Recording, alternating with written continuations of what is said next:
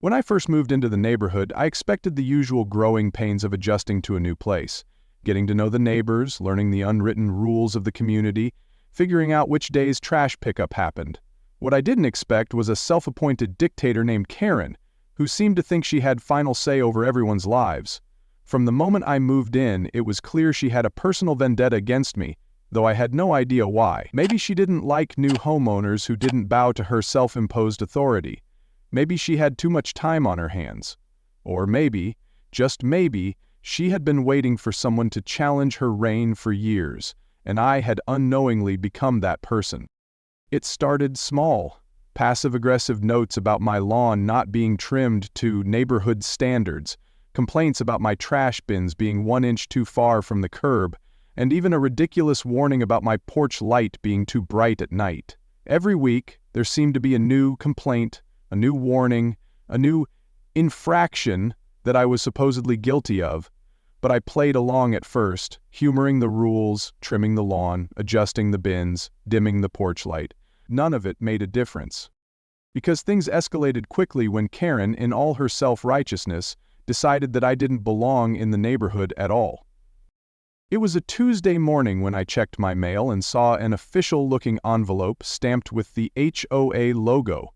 I opened it, expecting yet another petty fine or some absurd rule update. Instead, I found something even more ridiculous. An eviction notice. I blinked, then I blinked again. I owned my house. There was no possible way the HOA had the authority to evict me, yet here it was, printed in Karen's usual condescending tone. Dear homeowner, after careful review, the HOA has determined that your property does not align with the established guidelines and aesthetic values of our community.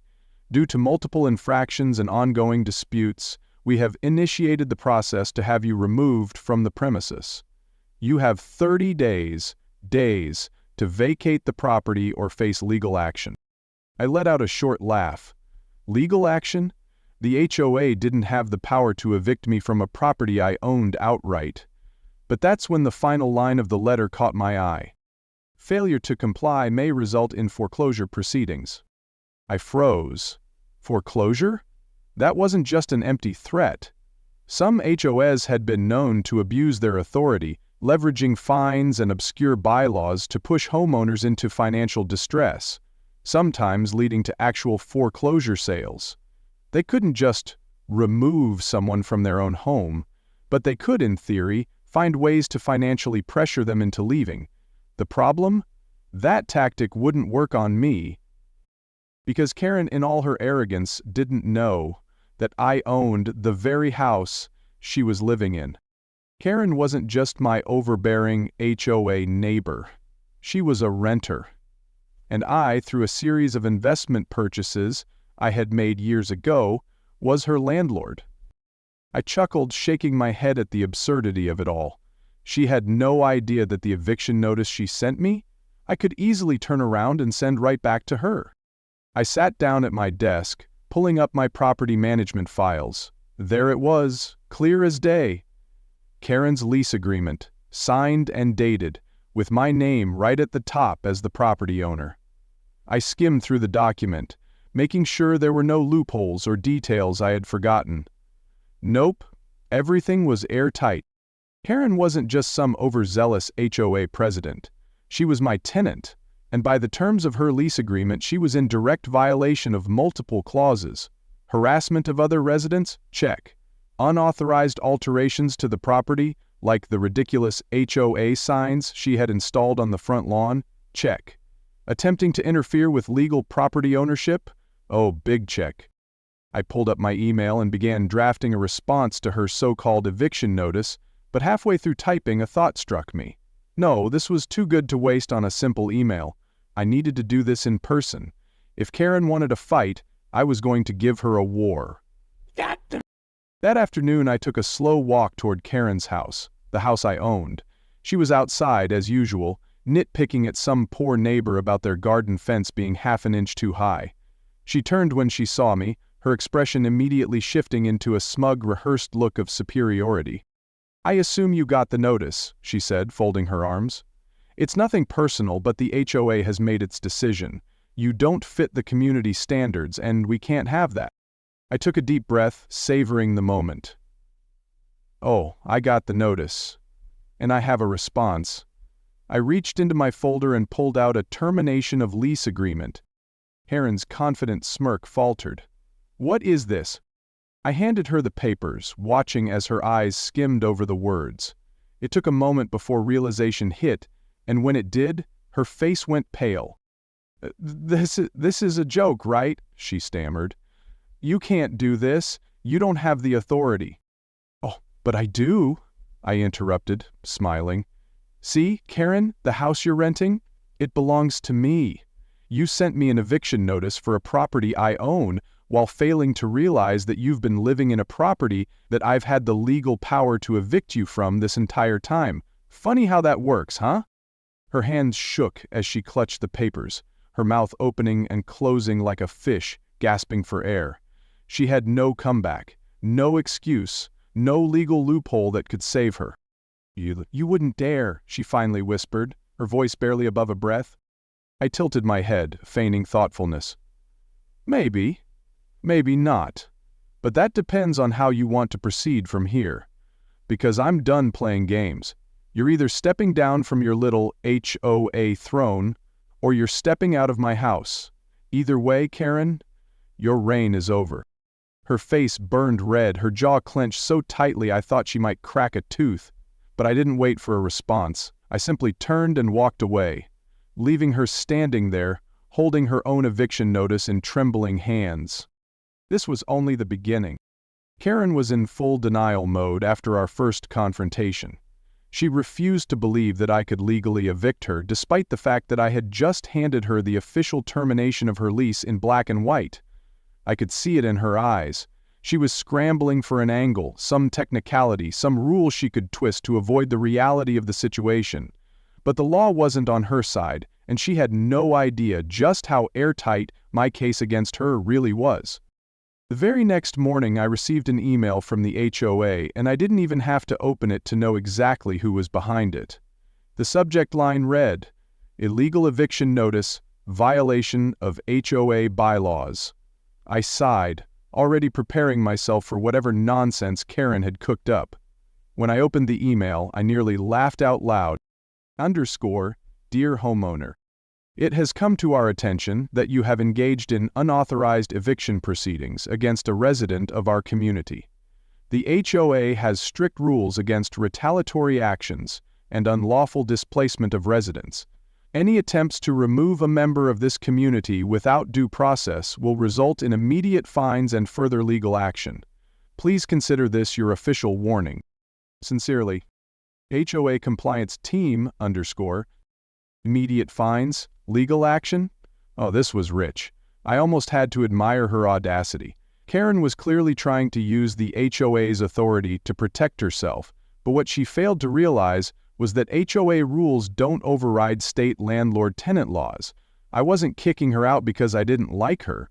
I wasn't violating any HOA bylaws. I was evicting a tenant who had breached the terms of her lease, plain and simple.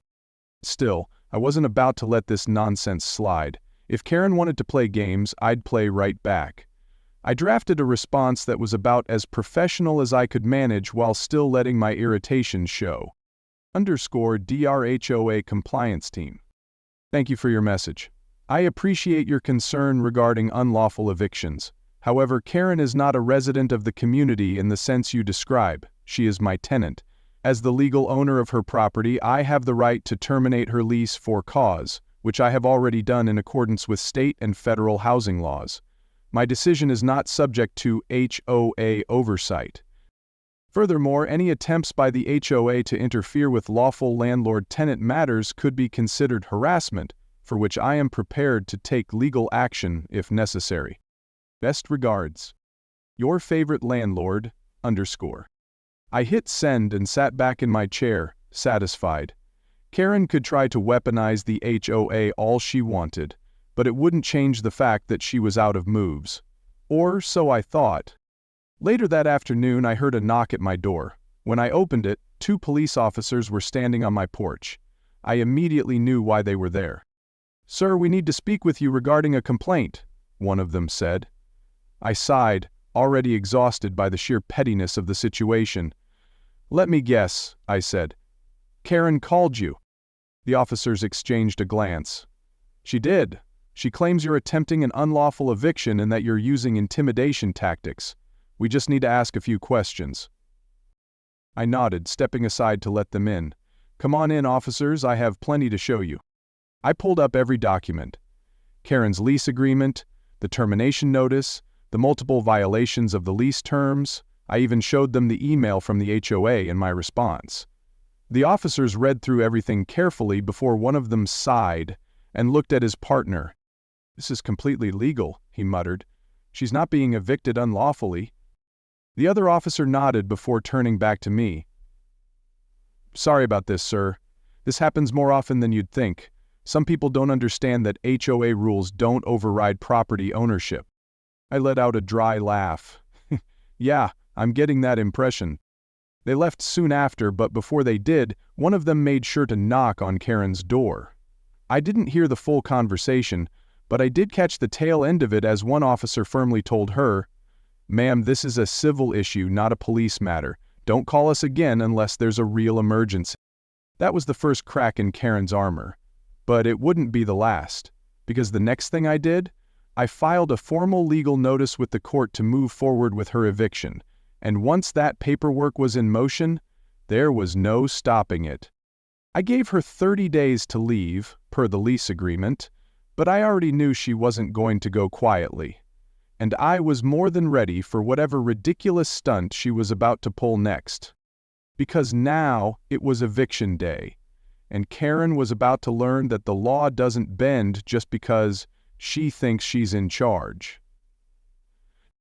Eviction day had arrived, and despite everything, Karen still hadn't packed a single box. She had spent the past 30 days throwing every last desperate move she could think of to stall the inevitable. She had filed a bogus harassment complaint against me, which was immediately dismissed when I showed the police the full documentation. She had tried to get the HOA to intervene again, only to be met with silence after they realized they had no authority over a private landlord-tenant dispute. And now, standing on her front porch, my property, she had nothing left but pure, seething rage. The sheriff's department arrived right on time. 2 uniformed officers stepped out of their car, clipboard in hand, and walked up to Karen's door. I stood across the street, arms crossed, watching as she opened it. She tried to keep her composure at first, but I saw the way her face twitched when she realized what was happening. This was real. There was no more stalling, no more technicalities. She was out. "Ma'am," one of the officers began, his voice firm, "we're here to execute a court-ordered eviction. You have 15 minutes to vacate the premises. Any remaining belongings will be removed by a locksmith and a cleanup crew." Karen's face twisted in outrage. "This is my home! You can't just—" The officer didn't flinch. "No, ma'am, this is his home," he said, pointing directly at me. "You were given 30 days' notice and multiple legal warnings. You are now trespassing on private property. If you do not comply, we will have no choice but to place you under arrest." That got her attention. Karen, the almighty HOA enforcer, was now the one violating the law. She turned to me, desperation creeping into her voice. "You don't have to do this," she hissed. "We can work something out. I can drop the complaints, I raised an eyebrow. "Oh, now you want to negotiate? After trying to have me kicked out of my own home? After dragging me through bogus fines, police calls, and HOA nonsense?" I shook my head. "No, Karen, you made your bed, time to lie in it." Her expression crumbled into pure disbelief. For the first time she realized she had lost. She stomped back inside, and for a brief moment, I thought she might actually comply. But then, through the open door, I heard a crash. "Ma'am, step away from the property," one of the officers shouted, moving toward the house. Karen had lost it. She was knocking things over, throwing picture frames, screaming obscenities. She kicked a chair over, sending it skidding across the floor, and started yanking drawers open like a deranged raccoon. I sighed. She's really going out like this, huh? One of the officers turned to me. Would you like to press charges for property damage? I considered it. Oh, how tempting it was. But no, I didn't need to drag this out any longer. Not unless she breaks something major, I said. I just want her out. And finally, 15 minutes later, Karen stomped down the steps of my house, dragging a single suitcase behind her. She glared at me, her face red with humiliation. She opened her mouth as if she was about to say something. One last insult. One final pathetic attempt to regain some dignity. But nothing came, because there was nothing left to say. She turned, got into her car, and sped off without another word. The officers secured the house, changing the locks as I signed off on the final paperwork. It was over. Karen, the nightmare of the neighborhood, the self-appointed queen of the HOA, was finally gone. I stood on my front porch, taking in the peaceful silence. No more bogus fines, no more threats, no more battles over community standards. And just to drive the final nail in the coffin, the very next day, I received an email from the HOA. Dear homeowner. Due to recent vacancies, there is now an open seat on the HOA board. As a valued member of the community, we would like to extend an invitation for you to apply. I laughed out loud. Karen's house was empty, the neighborhood was quiet, and now they wanted me to take her place. I closed the email and went about my day, knowing full well that I was never going to join that corrupt board. But I would enjoy knowing that Karen, wherever she was miserable, knowing she had lost everything.